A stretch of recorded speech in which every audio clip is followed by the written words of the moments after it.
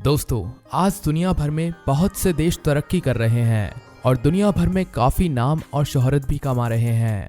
इन देशों ने ऐसे ऐसे कमाल के आविष्कार किए हैं जिसे देखकर कोई भी नहीं कह सकता कि आविष्कार इंसान के द्वारा किए गए हैं।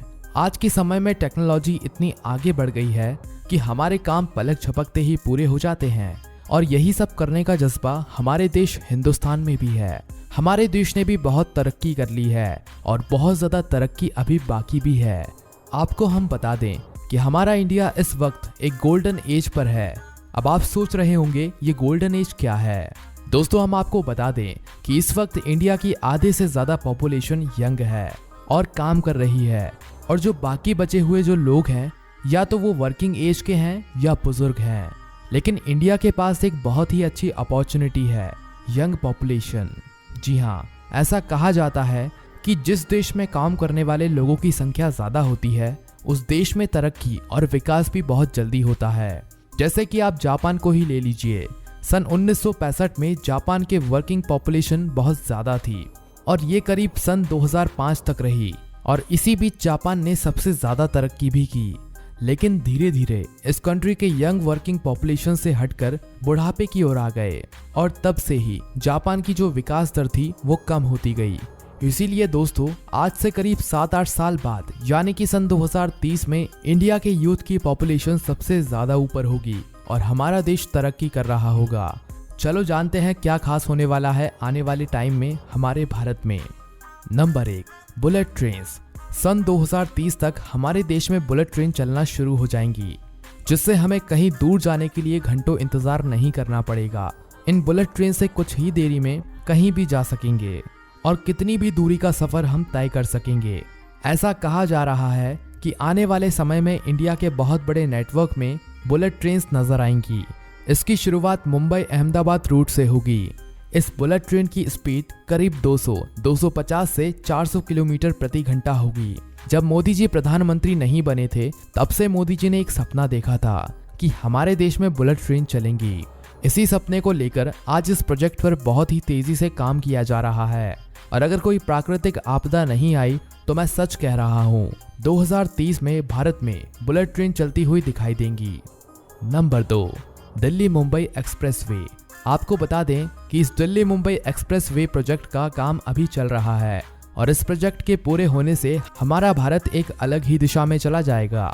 ये हाईवे हमारे भारत में खूब जाना जाएगा क्योंकि सरकार ने इस हाईवे को बनाने के लिए कुछ अलग ही सोच रखा है। सरकार का कहना है कि हाईवे के चारों ओर करीब 40 लाख पेड़ लगाए जाएंगे, जिससे इस हाईवे की खूबसूरती और बढ़ जाएगी। और सिर्फ इतना ही नहीं, इस हाईवे के बनने से 32 करोड़ लीटर फ्यूल की भी बचत होगी। इसको बनाने में करीब 1 लाख करोड़ रुपए का खर्च आएगा। ये हाईवे एक्सेस कंट्रोल है, जिससे इस हाईवे के बीच में से किसी का भी आना जाना मना होगा। इन पेड़ों को लगाने से एक तो लोगों को अच्छी मात्रा में ऑक्सीजन मिलेगी और साथ ही फ्यूल के कम खर्च से कार्बन डाइऑक्साइड गैस भी कम होगी।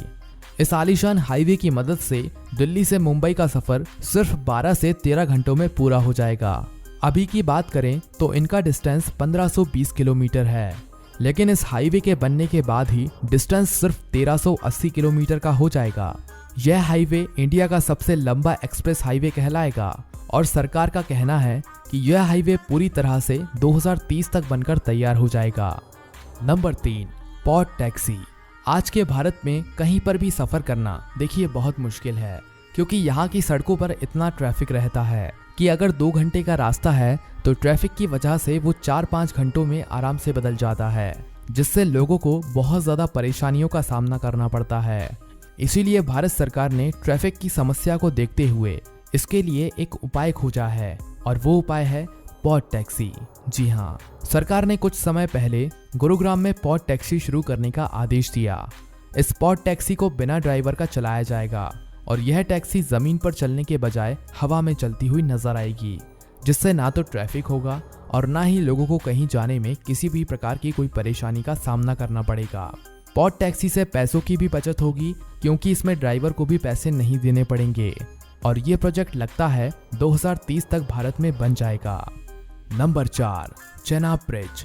भारत के जम्मू कश्मीर राज्य में दुनिया का सबसे बड़ा ब्रिज बनने की तैयारी चल रही है। ये ब्रिज एफिल टावर से भी बड़ा है। ये ब्रिज चेनाब नदी पर बनाया जा रहा है। इस ब्रिज के बारे में बहुत ही इंटरेस्टिंग बात बताने वाला हूँ, लेकिन पहले वीडियो को लाइक कीजिए। कर दिया? Thank you. इसकी लंबाई करीब 315 मीटर होगी और ऊंचाई की बात करें तो वो करीब 359 मीटर होगी। इस ब्रिज को इतना पावरफुल बनाया जा रहा है कि ये किसी भी प्राकृतिक आपदा को भी झेल सकता है। साथ ही इस ब्रिज को आतंकवादियों के हमले से बचाने की भी पूरी सेफ्टी की गई है। इस पर ट्रेन की पटरियां बिछाई जाएंगी। अगर इस पर ट्रेन 100 किलोमीटर प्रति घंटे की स्पीड से आएगी तो भी इस ब्रिज पर कोई फर्क नहीं पड़ेगा, क्योंकि इस ब्रिज को काफी मजबूत बनवाया है। हम आपको बता दें कि इस ब्रिज को बनाने में करीब 190 मिलियन डॉलर का खर्च आएगा, यानी भारतीय रुपए में बताएं तो ये होगा करीब 1486 करोड़ रुपए। वैसे तो इस प्रोजेक्ट को बनाने में 10 साल लग चुके हैं, लेकिन ये ब्रिज इतना बड़ा है कि अभी भी इसमें और टाइम लग जाएगा, लेकिन 2030 तक हमें यह ब्रिज देखने को मिल जाएगा। Number 5, digital ecosystem. आज के समय में भारत में 60 करोड़ लोग इंटरनेट से जुड़े हुए हैं और 2027 तक ये पॉपुलेशन करीब 90 करोड़ को पार कर जाएगी। और ये पॉपुलेशन सिर्फ यही नहीं रुकेगी, बल्कि 2030 में 120 करोड़ के आंकड़े को भी पार कर जाएगी। ये इतनी ज़्यादा इंटरनेट यूजर्स की पॉपुलेशन है जितनी यूरोप देश की आबादी नहीं है। इतनी भारी संख्या में जब इंटरनेट से लोग जुड़ेंगे तो हमारी डिजिटल इकोनॉमी भी बहुत ही ज़्यादा ग्रो करेगी, जिससे हमारे देश में छोटे छोटे इलाके में भी बच्चे अच्छी एजुकेशन ले पाएंगे। और आने वाले लोगों का दिमाग इतना तेज़ होगा कि हम किसी भी बाहर देश से कोई भी चीज़ मंगाने या किसी देश से मदद लेने की ज़रूरत नहीं पड़ेगी, क्योंकि इंटरनेट के थ्रू बहुत से लोग एडवांस हो जाएंगे और नई तकनीक का इस्तेमाल करेंगे। इस इंटरनेट के ज़रिए बहुत से लोग अपने अपने रोज़गार बेहतर कर सकेंगे। साथ ही ई कॉमर्स, बेकिंग, ये सेक्टर्स बहुत ही ज़्यादा तरक्की करेंगे, क्योंकि आने वाले समय में हर चीज़ ऑनलाइन हो जाएगी। इन सारी चीज़ों से हमारा पूरा इकोसिस्टम ग्रो करेगा। आपको हम बता दें कि भारत में कैश देखने को काफ़ी कम मिलेगा, क्योंकि ज़्यादातर लोग ऑनलाइन शॉपिंग करेंगे। उस समय जितने भी लोग अमीर होंगे वो टेक्नोलॉजी की फील्ड में काम करते हुए देखे जाएंगे, क्योंकि आने वाले समय में टेक्नोलॉजी ही सबसे ज़रूरी होगी। और जो कोई भी इस फील्ड को नहीं जानता होगा उसके लिए थोड़ी परेशानी खड़ी हो सकती है। Number 6, smart cities. Smart cities के बारे में जानने से पहले अगर आपने अभी तक हमारे चैनल को सब्सक्राइब नहीं किया है तो जल्दी से सब्सक्राइब कर दें और वीडियो को लाइक भी कर दें। तो चलिए फिर देखते हैं 2030 में कौन कौन सी सिटीज़ देखने को मिलेंगी और ये कैसी होंगी। टेक्नोलॉजी के मुताबिक आगे आने वाले समय में भारत में स्मार्ट सिटीज़ देखने को मिलेंगी, जो जापान या दुबई के बड़े से बड़े मशहूर शहरों को भी पीछे छोड़ देंगी। और टेक्नोलॉजी की क्या ही बात करें, क्योंकि इस सिटीज़ में हाई टेक्नोलॉजी देखने को मिलेगी, जो भारत की अर्थव्यवस्था को पूरी तरह से ऊपर लेकर जाएगी। इस प्रकार भारत में भी बहुत से लोग सिर्फ और सिर्फ इन खूबसूरत सिटीज़ को देखने के लिए आएंगे। नंबर 7, गरीबी को दूर करने के तरीके। आपको बता दें, सन 2030 तक सरकार का उद्देश्य है कि भारत में कोई भी गरीब नहीं रहेगा। हिंदुस्तान की आबादी के 80% लोग अमीर होंगे और अपने अपने बिजनेस चला रहे होंगे, जिससे ये लोग देश को एक हाई लेवल पर लाने में काफ़ी मदद करेंगे। वहीं दूसरी ओर उस टाइम में जितने भी गरीब लोग बचेंगे उन्हें पॉलिसीज या फंड देकर गरीबी रेखा से बाहर निकाला जाएगा। इस प्रकार भारत में 2030 तक बहुत ही कम लोग गरीब रहेंगे। आने वाला समय बहुत ही अलग होगा, क्योंकि उस समय सड़कों पर साधारण कार्स नहीं बल्कि इलेक्ट्रॉनिक कार्स देखने को मिलेंगी। Number 8, super Spyra building. Super Spyra building north India की सबसे बड़ी बिल्डिंग और पूरे इंडिया की दूसरे नंबर की सबसे बड़ी बिल्डिंग होगी। इस बिल्डिंग में करीब 80 फ्लोर्स होंगे और 300 फीट ऊंचा स्काई स्क्रैपर होगा। इस बिल्डिंग को बनाने की तैयारी नोएडा, उत्तर प्रदेश में की जा रही है।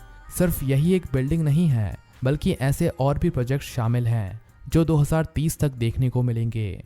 अगर आपको टॉयलेट एंड बाथरूम प्लानिंग और डिज़ाइनिंग की जानकारी चाहिए तो यहाँ पर क्लिक करें, या अगर आपको स्टेयरकेस के प्लानिंग और डिज़ाइनिंग की जानकारी चाहिए तो यहाँ पर क्लिक करें। हमारी वीडियो को इतना प्यार देने के लिए धन्यवाद।